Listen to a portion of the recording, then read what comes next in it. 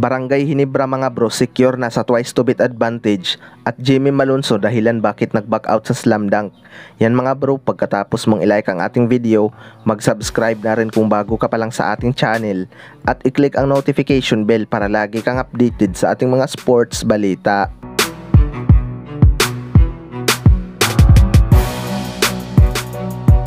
So, isang napaka-intense na ending nga ng laban kagabi mga bro between Terra Firma Jeep at Barangay Ginebra.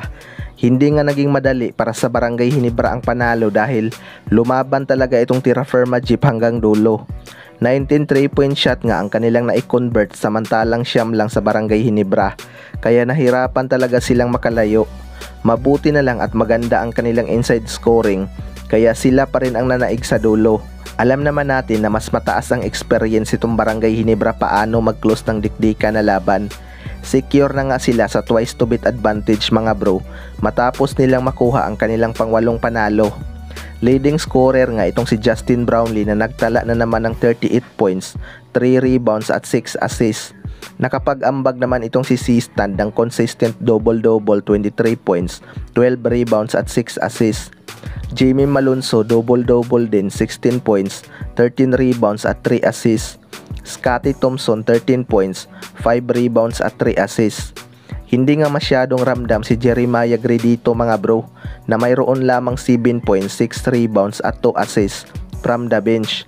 Pero malaking bagay pa rin yung kanyang presence sa loob na nakaka-attract siya ng depensa. Sa kabilang banda naman mga bro, Jimmy Malonzo, ano nga ba ang dahilan bakit nag-back out sa slam dunk contest?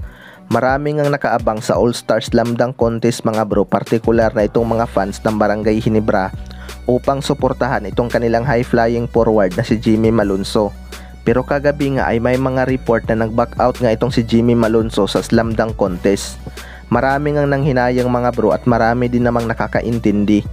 Isa nga sa mga posibleng rason dito mga bro ay baka pagod itong si Jimmy Malonzo. Galing pa nga ito sa Gilas, Pilipinas at pagkatapos nga ng 6 window, naging sunod-sunod pa ang kanilang schedule. Kita naman natin kung gaano kahasil ang pinapakita nitong si Jimmy Malonzo. Sunod naman ay baka umiiwas lang sa injury itong si Jimmy Malonzo. Alam naman natin mga bro na kapag slam dunk contest ay kakaibang mga dunk ang ginagawa nila. Hindi naman malabo na baka magkamali ng bagsak at baka ma-injured pa ang isang player. Napakalaking piyesa nga nitong si Jimmy Malonzo sa Barangay Ginebra at hindi pa nga healthy itong si Japit Aguilar kaya kailangan talaga nila ang shot blocking ability ni Jimmy Malonzo. Malapit na nga ang quarterfinals mga bro kaya siguro nag-iingat lang itong si Jimmy Malonzo. Isa pa, kahit hindi naman All-Star game ay makikita pa rin naman natin ang mga magagandang highlights dunk nito sa totoong laban.